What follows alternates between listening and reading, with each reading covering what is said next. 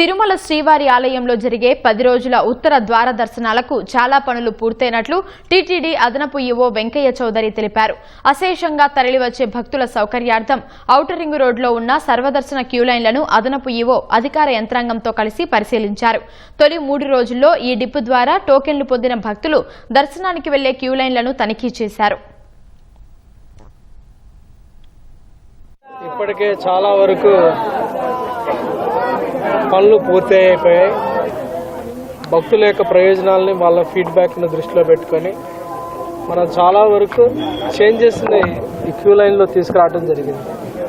Queue లైన్స్లో కూర్చోటానికి అవకాశాలు ఉన్నాయి. క్యూ లైన్ లోపల మనకి డ్రింకింగ్ వాటర్ ఫెసిలిటీ ఉంది.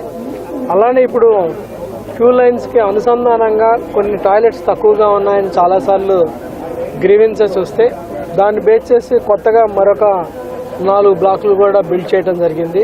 ఫుడ్ సర్వ్ చేయడానికి ఇక్కడ కౌంటర్స్ కూడా 63 గేట్ దాకా కౌంటర్స్ ఉన్నాయి. అలానే మనకి ఫుడ్ వ్యాన్స్ కూడా కొన్ని 3 మొబైల్ ఫుడ్ వ్యాన్స్ కూడా ఉంటాయి. భక్తుల యొక్క ఓవరాల్ యొక్క క్యూ లైన్లో కూర్చునే ఫెసిలిటీ కాడ నుంచి వాళ్ళకి మిగతా సదుపాయాలు కల్పించే విధంగా చర్యలు తీసుకోవడం జరిగింది. పూర్తి స్థాయిలో కంప్లీట్ అయిపోయిన వర్క్స్ కూడా.